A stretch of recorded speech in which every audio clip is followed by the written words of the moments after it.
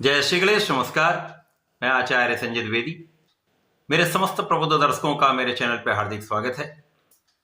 प्रिय दर्शकों, आज मैं मेष राशि का वर्ष 2025 का वार्षिक फलन लेकर आपके सम्मुख उपस्थित हूं। वर्ष 2025 जो सनातन वर्ष है वो 30 मार्च 2025 से प्रारंभ होगा। 30 मार्च से प्रारंभिक होकर इस वर्ष में जो ग्रहों की स्थितियां हैं वो मेष राशि के जातकों के लिए किस प्रकार का फल देने वाली हैं, जो स्थितियां बन रही हैं, जो परिवर्तन हो रहे हैं, उनसे ये वर्ष आपको किस प्रकार का लाभ देने वाला है। इस पूरे वर्ष में आपके कार्यक्षेत्र की स्थिति किस प्रकार की रहेगी, आपका स्वयं का स्वास्थ्य कैसा रहेगा, परिवार का भाव कितना सुदृढ़ रहेगा, धन की स्थिति कितनी रहेगी, लाभ कितना बढ़ेगा, इस वर्ष में सुख साधन कितने बढ़ने वाले हैं, इस वर्ष में भाग्य का कितना साथ मिलेगा, वैवाहिक संबंध तथा विवाह की स्थिति कैसी रहने वाली है, संतान पक्ष कैसा रहेगा, संपूर्ण विश्लेषण मैं पूर्ण तरीके के साथ करने जा रहा हूं। प्रिय दर्शकों, इस राशिफल को आप अपने लग्न तथा राशि दोनों के अनुसार देख सकते हैं। अर्थात यदि आपकी मेष लग्न है अथवा मेष राशि है तो इस राशिफल को आप अवश्य देखें। प्रिय दर्शकों, वार्षिक फलन सदा ही 3 ग्रहों पर आधारित होता है। जो 3 मुख्य बड़े ग्रह हैं जिसमें गुरुदेव बृहस्पति हैं, जिनका गोचर काल 1 वर्ष का होता है। शनिदेव जिनका गोचर सर्वाधिक समय के लिए होता है, 2.5 वर्ष का गोचर काल है। इसी प्रकार से राहु का जिनका गोचर काल 1.5 वर्ष का होता है। इन ग्रहों की स्थितियों को देखते हुए तथा इनका परिवर्तन देखते हुए संपूर्ण आकलन किया जाता है। 30 मार्च 2025 को जब चैत्र माह की प्रतिपदा होगी, जिस समय से हमारा नववर्ष प्रारंभ होगा, उस दिन से शनिदेव की स्थिति आपके 12वें भाव में होगी, जहां पर पहले से ही राहु का गोचर चल रहा है। राहु और शनि का ये संयुक्त प्रभाव 18 मई तक रहने वाला है, जब राहु राशि परिवर्तन करके आपके एकादश भाव में प्रवेश कर जाएंगे। इसी प्रकार से 14 मई को गुरुदेव बृहस्पति जो वर्तमान समय में आपके द्वितीय भाव में गोचर कर रहे हैं, उनका गोचर आपके तृतीय भाव में हो जाएगा। इस वर्ष में गुरुदेव की विशिष्ट स्थिति बन रही है, जब गुरुदेव बृहस्पति का जो भ्रमण है वो अत्यंत तीव्र गति से होने वाला है, जिसे अतिचारी प्रभाव कहते हैं। जब गुरुदेव अतिचारी होते हैं तो कहीं कहीं स्थितियों में बड़ा बदलाव होता है, जीवन में बड़े परिवर्तन होते हैं, तो कुछ बहुत अच्छा लाभ भी मिलता है, कहीं कुछ समस्या भी आती है। ये आपकी और ग्रहों की स्थितियों पर निर्भर है। प्रारंभिक समय से ही शनिदेव का 12वें भाव में होना तथा वहां पर राहु के साथ इनका संयुक्त प्रभाव, यद्यपि राहु और शनि में मित्रता का भाव है, राहु को शनिवत कहा गया है, तो यहाँ पर मित्रवत भाव था। शनिवत राहु कहीं ना कहीं एक अच्छा प्रभाव भी देने वाले हैं, परंतु जैसा कि इनका नैसर्गिक गुण है वो नहीं बदलता। इसी प्रकार से 12वें भाव में जो व्यय का भाव है, पितृ भाव है, जहां पर समस्त ग्रहों का प्रभाव निर्बल होता है, यहां पर इन दोनों का संयुक्त प्रभाव आपके व्ययों को बढ़ाने वाला है। बिना कारण से जब व्यय होते हैं तो आपके मन में तनाव उत्पन्न होता है, समस्याएं होती हैं। इसी प्रकार से यहां पर यात्राएं हो सकती हैं, कुछ यात्राओं में आपको लाभ मिलेगा, परंतु अनावश्यक यात्राओं से केवल थकान की स्थिति तथा स्वास्थ्य में समस्या का योग बनता है। अतः बहुत सोच विचार कर यात्राएं करें, लंबी यात्राओं से बचना ही श्रेयस्कर होने वाला है। इस समय में सोच विचार कर व्यय करें, ध्यान रखें। परंतु राहु का प्रभाव जो आपके 12वें भाव में अकेला था, जब ये कुछ कानूनी समस्याएं कर रहे, कुछ विवाद में फंसाने का योग बन रहा था, यहां पर शनि के आने के बाद ये समस्याओं का निराकरण होगा। आपकी कानूनी समस्याओं में आपका पक्ष बलवान रहने वाला है, क्योंकि पूरे वर्ष शनिदेव यहां पर रहने वाले हैं। तो व्यय अवश्य होगा, परंतु विजयी आप रहेंगे, शत्रुओं का पराभव होगा। व्यय आपका इसलिए भी बढ़ सकता है क्योंकि यहां पर जो आपने ऋण लिया हुआ है उसको आप चुका सकते हैं। कुछ स्वास्थ्य समस्याओं में भी आपका व्यय हो सकता है। इस समय में राहु का जो प्रभाव होगा कहीं ना कहीं कुछ विवाद उत्पन्न करने वाला होता, परंतु शनि का प्रभाव वहां पर उन पर नियंत्रण करने वाला होगा।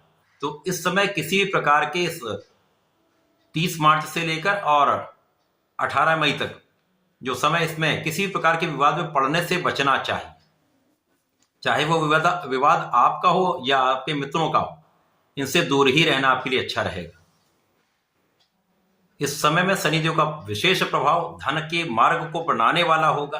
धन का मार्ग तो प्रशस्त होगा, धन आएगा, आय और व्यय का संतुलन बनेगा। परंतु जब तक राहु हैं यहाँ पर व्यय की अधिकता के कारण तनाव की स्थिति तथा धन का संचय ना होने का योग बनता है। तो जब धन का संचय नहीं हो पाता तो समस्याएं निश्चित रूप से आती।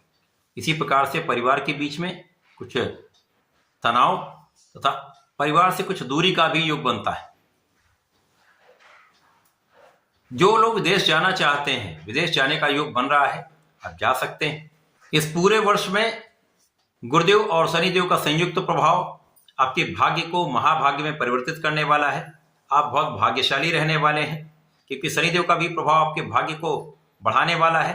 गुरुदेव जब 14 मई को राशि परिवर्तन करके मिथुन राशि में जाएंगे तो ये आपके पराक्रम के भाव में जाएंगे। यद्यपि यहाँ पर आप उतना परिश्रम नहीं कर पाएंगे परंतु आपको भाग्य का संपूर्ण साथ मिलेगा। इसी प्रकार से भाई बहनों के साथ एक संबंधों में क्लेश की संभावना रहेगी परंतु उनका साथ, उनका सहयोग अवश्य आपको प्राप्त होगा। परिवार का संपूर्ण सहयोग आपको प्राप्त होगा परंतु उनसे आपको एक अच्छा सहयोग लेना चाहिए तथा एक अच्छे मित्रवत संबंध आपको रखने चाहिए। यदि आप इस समय में अपनी वाणी पर नियंत्रण कर लेते हैं तो अपनी ऊर्जा का सही उपयोग करते हैं, क्रोध पर नियंत्रण करते हैं तो किसी प्रकार की बड़ी समस्या नहीं होगी। इस समय आप अपने स्वार्थी मित्रों से दूर होंगे तो समस्याएं कम होंगी, विवाद कम होंगे। राहु का जो दुष्प्रभाव है वो आपके लिए कहीं ना कहीं स्वास्थ्य समस्याएं कुछ उत्पन्न करने वाला होगा, कुछ पेट के रोग हो सकते हैं। अतः इस वर्ष में आपको बाहर के खाने से बचना चाहिए।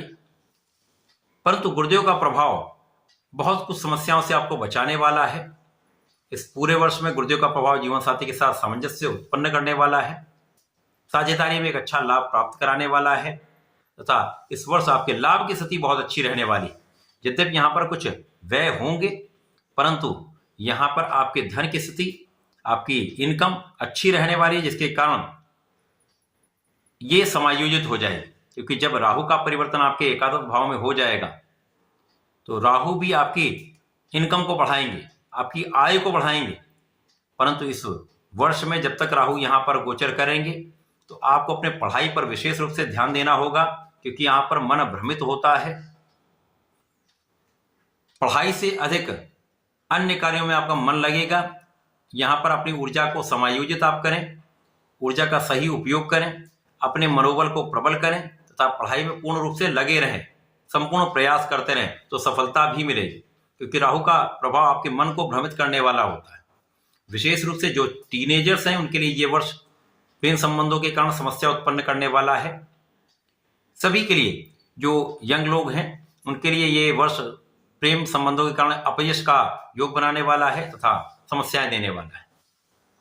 परंतु राहु का प्रभाव आपके लाभ को, आपकी इनकम को बढ़ाने वाला है।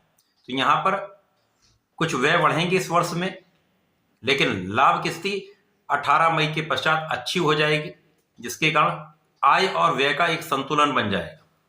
इसी प्रकार से राहु का प्रभाव जीवन साथी के भाव पर भी होगा। जब राहु एकादश भाव में आएंगे तो जीवन साथी के भाव पर होगा तो यहाँ पर भ्रम की स्थिति हो सकती है, मतभेद हो सकते हैं। इसी प्रकार से साझेदारी में भी यही स्थिति होगी। परंतु गुरु का भी प्रभाव यहाँ पर रहेगा जिसके कारण इन समस्याओं से आप मुक्ति भी पा लेंगे। समस्याओं से निकलने का रास्ता आप पा लेंगे। कैसे इस समस्याओं से निराकरण करना है। मुख्य रूप से इस पूरे वर्ष में आप धर्माचरण करने वाले हैं, धर्म के मार्ग पर चलने वाले हैं, न्यायोचित कार्य करने वाले हैं।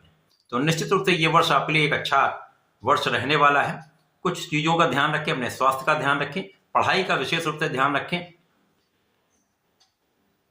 ये वर्ष 2025 एक अच्छा वर्ष आपके लिए हो सकता है यदि कुछ चीजों पर आप नियंत्रण रखेंगे, क्रोध पर तथा विवादों से बचेंगे तो ये वर्ष बहुत अच्छा है।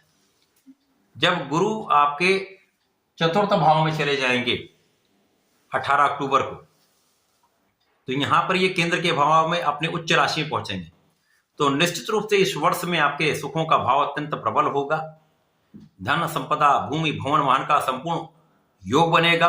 इस वर्ष में आप 100% अपने कार्यक्षेत्र में सफलता की प्राप्ति करेंगे, बड़े पद की प्राप्ति कर सकते हैं, एक अच्छा धन लाभ आप प्राप्त कर सकते हैं तथा यहाँ पर आप बहुत धैर्यवान भी रहेंगे, बुद्धिमान भी रहेंगे, ज्ञानवान भी रहेंगे तथा धन के अच्छे अर्जन से आप अपने सुखों को बढ़ाने वाले। पुनः जब गुरु का वक्री काल आरंभ होगा तथा ये 5 दिसंबर को मिथुन राशि में चले जाएंगे तो पूरे वर्ष फिर यहाँ पर मिथुन राशि में ही रहने वाले हैं। इस प्रकार से यदि हम अवलोकन करें तो वर्ष 2025 मेष राशि के जातकों के लिए कुछ व्यय में वृद्धि करने वाला होगा। प्रारंभिक समय में कुछ अवरोध देने वाला होगा, परंतु उसके पश्चात आय में वृद्धि होगी, आपकी इनकम बढ़ेगी। शनि और गुरु का प्रभाव आपके भाग्य को प्रबल करेगा, धन की स्थिति बहुत अच्छी होगी, आप सुख साधन इस वर्ष बढ़ाने वाले हैं। धन की अच्छे लाभ से सुखों में वृद्धि निश्चित है, परंतु आपको अपने मन पर, अपने क्रोध पर तथा व्यर्थ के कार्यों में लगे रहने से आपको बचना चाहिए। किसी भी विवाद में पड़ने से बचना चाहिए। खाने पीने पर इस वर्ष नियंत्रण रखेंगे तो स्वास्थ्य समस्याएं भी कम से कम रहेंगी। इस पूरे वर्ष में आपको नियमित रूप से भगवान शंकर मोचन की आराधना करनी चाहिए, नित्य हनुमान चालीसा तथा हनुमान अष्टक का पाठ करना चाहिए तथा मंगल शनिवार को बजरंग बाण का पाठ यदि करते हैं तो विशेष लाभ मिलेगा। पूरे वर्ष समस्याएं कम रहेंगी, लाभ ही लाभ आपको प्राप्त होगा। तो ऐसा करके इसका उपयोग करें, लाभ लें। धन्यवाद, नमस्कार।